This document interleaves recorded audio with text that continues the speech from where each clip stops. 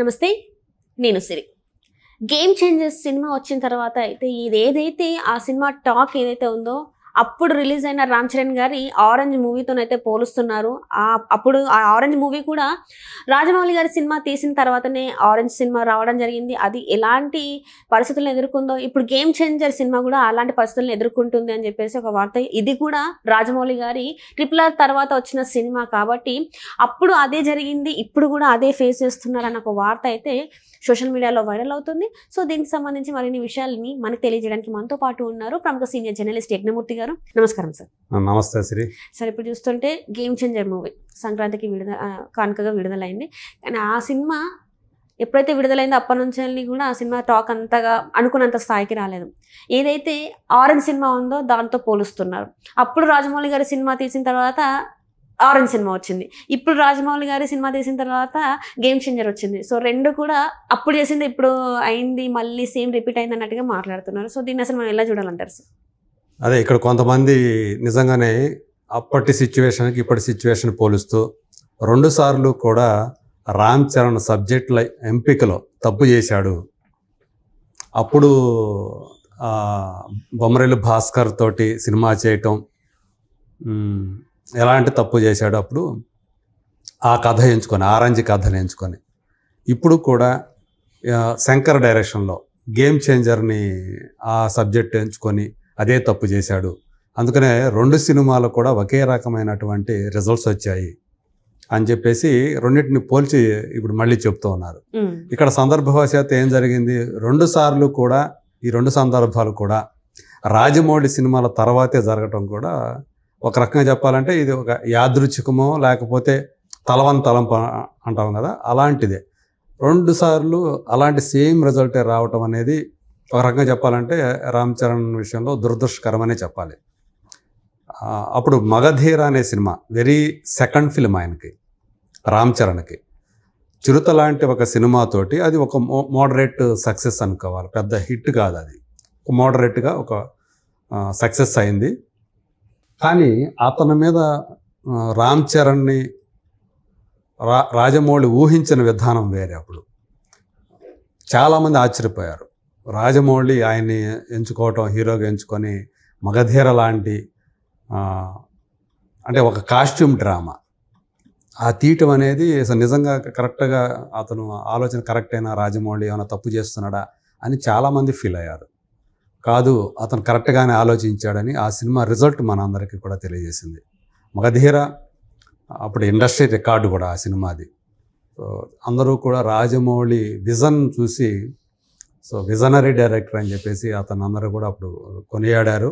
రామ్ చరణ్కి ఆ సినిమా చిరుత రెండో సినిమాతోటే ఎంత బాగా చేశాడు అని చెప్పేసి మంచి అప్లాజ్ వచ్చింది. ఎందుకంటే అది ఎప్పుడో ఒక జానపదం అలాగే కాంటెంపరీ 2 మేళవించినటువంటి సినిమా. కాలభైరవ అనే క్యారెక్టర్లో కనిపిస్తాడు. మళ్ళీ తర్వాత ఇప్పుడు ప్రస్తుత కాలానికి సంబంధించినటువంటి నేటి తరం యువకుడుగా కూడా కనిపిస్తాడు. ఇలా 2 పార్శ్వాలు అంట, 2 కోణాలు ఉన్నటువంటి క్యారెక్టర్లో ఆ వేరియేషన్ చాలా బాగా చూపించాడు. ప్రత్యేకించి కాలభైరవ క్యారెక్టర్లో అతను నటించిన విధానం చాలామందిని ఆశ్చర్యపరిచింది. అరే, 2వ సినిమాకే ఇంత పరిణతి చూపించాడా అని. ప్రత్యేకించి అందులో షేర్ ఖాన్ క్యారెక్టర్లో చేసినటువంటి శ్రీహరితోటి అతను ఫేస్ టు ఫేస్ చేసినటువంటి సన్నివేశాలు. షేర్ ఖాన్ ఒక్కరిని కాదు ఒకేసారి 100 మందిని పంపించు అని చెప్పి అతను చెప్పేటువంటి ఆ డైలాగ్ కూడా అది ఎంత గంభీరంగా చెప్పాడు. అది బాగా అతనికి మంచి మైలేజ్ ఇచ్చింది. ఆ సినిమా తర్వాత ఆరెంజ్ అనే ఒక లవ్ స్టోరీని ఎంచుకున్నాడు. ఎందుకంటే మాస్లో విపరీతమైనటువంటి క్రేజ్ వచ్చిన తర్వాత ఆ వెంటనే చేసే సినిమా మీద అంచనాలు కూడా దానికి తగ్గట్టు ఉంటాయి. అందుకని అప్పుడు చిరంజీవి గారు కూడా ఏం ఆలోచించారంటే, అప్పుడు ఎక్కువగా రామ్ చరణ్కి సంబంధించినటువంటి కథలు ఆయనే వినేవాళ్ళు.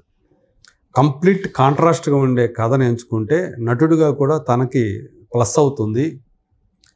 మళ్ళీ అదే తరహా మళ్ళీ యాక్షన్ జోనర్లో సినిమా చేస్తే మళ్ళీ మగధీరతో పోలుస్తారు, అలా పోలికి తేకూడదు, కంప్లీట్ కాంట్రాస్ట్గా ఉండాలని చిరంజీవి గారు కూడా భావించారు. అందుకని అవుట్ అండ్ అవుట్ ఒక లవ్ స్టోరీ, ఒక డిఫరెంట్ లవ్ స్టోరీ, అంటే న్యూ ఏజ్ లవ్ స్టోరీ అంటాం కదా, అది రెగ్యులర్గా వచ్చే లవ్ స్టోరీకి భిన్నమైనటువంటి కథ. పైగా భాస్కర్ కూడా బొమ్మరిల్లు అనే సినిమాతోటి అతను మంచి ఫామ్లోను ఫేమ్లోనూ ఉన్నాడు. అందుకని అతన్ని ఎంచుకొని ఆ సినిమా చేస్తే అది బాగా దెబ్బ కొట్టింది. ఆ సినిమాతోటి నాగబాబు ఎందుకంటే సొంత సినిమా, వాళ్ళ సొంత సినిమా అంజనా ప్రొడక్షన్స్ బ్యానర్ మీద చేసిన సినిమా. అప్పటిదాకా తాను సంపాదించుకున్న డబ్బు మొత్తం ఆ సినిమాలో పెట్టేసేసాను, ఇంకా అప్పులు కూడా చేసి ఆ సినిమా వల్ల అప్పులు పాలయ్యాను, ఆత్మహత్య కూడా చేసుకోవాలని అనిపించింది అని నాగబాబు ఆ తర్వాత కాలంలో ఇచ్చిన స్టేట్మెంట్ మనం చూసాం. చిత్రం ఏంటంటే అప్పుడు అది అంత డిజాస్టర్ అయితే ఇప్పుడు దాన్ని ఒక కల్ట్ లాగా ఫీల్ అవుతున్నారు.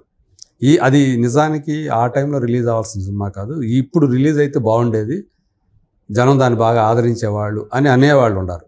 సో అది అంటే ఒక ఇమాజినేషనే కానీ అది ఏమయ్యేదో తెలియదు. కానీ మగధీర తర్వాత ఆరెంజ్ లాంటి కథను ఎంచుకోవటం చాలా తప్పు చేశాడని అప్పుడు ఏదైతే వినిపించిందో, ఇప్పుడు మళ్ళీ అనుకోకుండానే మళ్ళీ రాజమౌళి సినిమా తర్వాతనే గేమ్ చేంజర్ అనే సినిమా రావటం, RRRలో మళ్ళీ మరో యాంగిల్ని నటుడిగా మరో మెట్టు పైకెక్కించే సినిమాని రాజమౌళి ఆదాయంతో చేయటం, జూనియర్ ఎన్టీఆర్ని ఇద్దరు కలిపి పెట్టి చేయటం, ఆ రామరాజు అనే క్యారెక్టర్లో రామ్ చరణ్ జీవించిన విధానం అది అందరినీ కూడా మెప్పించింది, ఒక గ్లోబల్ స్టార్ ట్యాగ్ని కూడా ఇచ్చింది.